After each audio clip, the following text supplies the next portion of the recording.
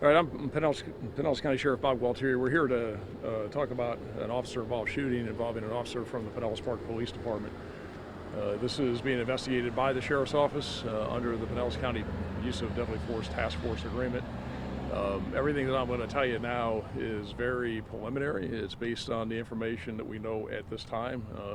The investigation is still in its infancy, and everything that I'm telling you is subject to change, but in transparency, so that we get the information out to the public, I'm going to tell you what I know happened as we know it at the moment.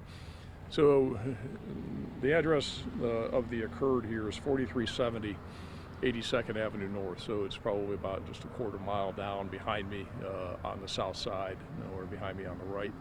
And it's a short-term rental is what it is. And I'm not going to identify the person who was shot. He is deceased because his next of kin has not yet been notified. He rented the location on September 26th. The owner of the short-term rental was concerned about him trashing the place and doing some damage to it, so he called the Pinellas Park Police Department yesterday. The officers came out. There wasn't sufficient evidence of him doing anything improper yesterday to ask him to leave. Just some concern on the part of the short-term rental owner.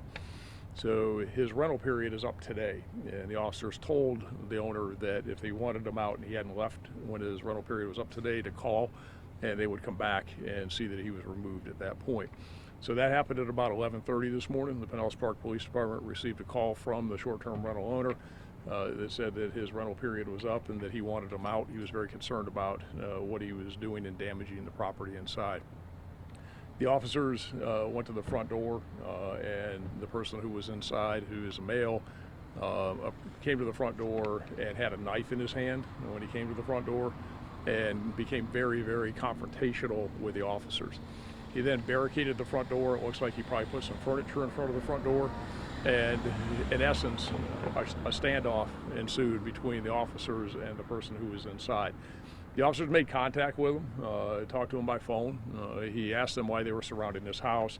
They explained to him what was going on, trying to get him to leave, and he refused. There were probably attempts where they didn't make any further contact, probably about 40 times where they tried to contact him to get him to leave, left voicemails, and kept calling and calling, but he wouldn't come out.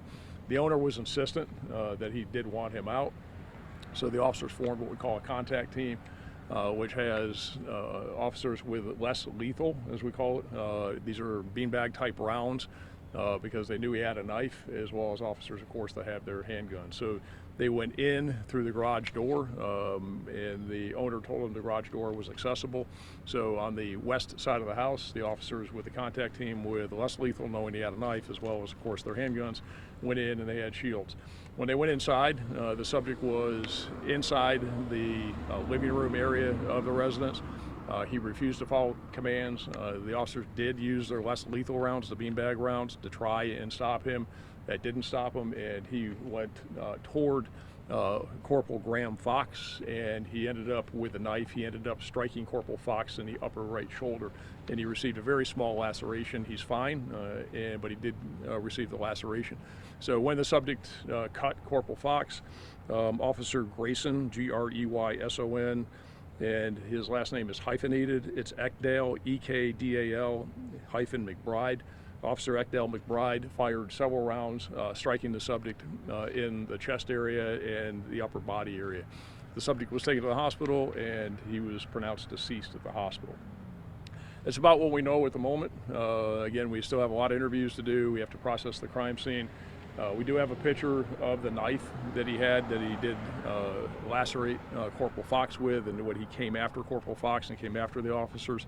And this is, again, he came after them after he had been struck with the less lethal rounds, the beanbag rounds. So I'll have our public information office give you a copy of the photo of the knife, and I'll take any questions you have, but that's really what we know at the moment, and as the investigation is still underway. Anybody have anything?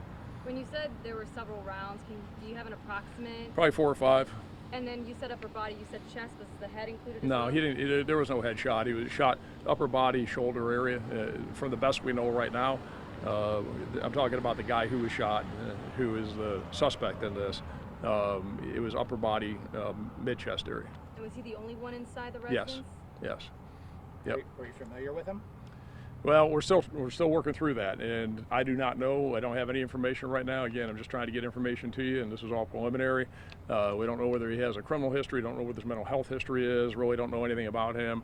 The last address we had is within the region. I'll say that. Again, I'm going to be very careful on this because we have not made a positive ID. We believe we know who he is, and we haven't notified next of kin. So until we do that, we really don't have anything. But as far as that is concerned, our analysts in the process of investigating that. So I don't know anything about his background at this point. And then the scene that we're looking at from here, is the house on the north side, or are they still South. dealing with South. on the south? South side. So if you're looking at me, it'll be to your right. Okay, on the south side, about halfway down the block. And it's a short-term rental. Knowing something like this happened on a Sunday morning, I mean, how do you guys feel having to Things report? happen anywhere, anytime, any place, you know, and they happen because he made that decision for this to happen. This has nothing to do with the officers. They were acting to do their job, and they were acting to protect themselves. And they had a very, very sound tactical plan because they knew he had a knife. They had a person who was barricaded in there. They knew he had to get out. And that's why they went in with the shields. They went in with the less lethal rounds. They went in trying not to have this be the result. But he made the decision for this to be the result by going after the officers. They verbalized commands. They told them to drop the knife several times. You know, I've seen it on the body-worn camera video. And he's the one that went after him, even after he was struck with the less lethal rounds. So, you know, this is something where he made this decision for whatever the reason, and he got the consequences of his decision. You know, as they say, you make stupid decisions, you're going to get stupid consequences or stupid prizes. And he made a stupid decision. He won a stupid prize. He's dead. So the day before, were you guys able to talk to him when you guys went like a welfare check? So when they were out here yesterday, I'm not sure, and again, I don't know. I know they talked to the owner of the short-term rental. I'm not sure that they talked to him. Again, we'll have to flush that out during the investigation. I don't know the answer to that at this point. But walking up to the home, did you guys see any signs of concern? No, that's why they went up and knocked on the front door. I mean, that's what you do. You got a complaint that says, hey, look, this guy's rented this place from here to here. That period of rental is over with. He needs to go. He's not going. I need him out. They go up and knock on the door, and he approaches the front door with a knife in his hand and is confrontational to him. He made those decisions. It's a bad decision, and he got a bad result out of it. And then he barricaded the door and talked to him once and wanted to know why his house was being surrounded and was very confrontational with the officers. So, you know, that's what happened. Can you, it's Corporal Graham Fox? Right. Can you spell Graham? Graham. Okay, just checking. And Yep. he's okay? Yeah, he's to the fine. hospital or Yeah, anything? thankfully. I mean, obviously it could be a much worse result. I mean, he got a small cut to his upper right shoulder. You know, knife wounds. You know, knives kill, and it could have been much worse. So we're very thankful that Corporal Fox is fine. Obviously, we're very thankful that Officer Ekdal McBride is fine, and no law enforcement officers were hurt during this.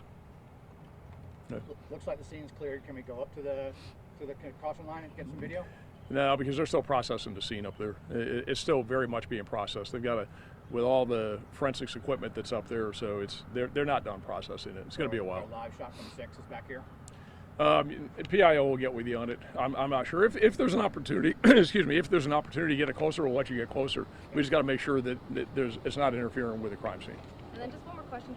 You said you guys came to the house at 11:30. Around how long were you guys kind of doing the standoff until? So 2 hours. So officers arrived around 11:30, and the shooting happened shortly before 1:30. About 1:27, 1:29 p.m. is when the shooting happened. And again, they spent that whole entire time trying to communicate with this guy, trying to de-escalate the situation, trying to have this not be the result. And unfortunately, he made bad decisions. Yeah. All right. Thanks. Thanks, Sheriff. Thank you for your Yeah, time. yeah.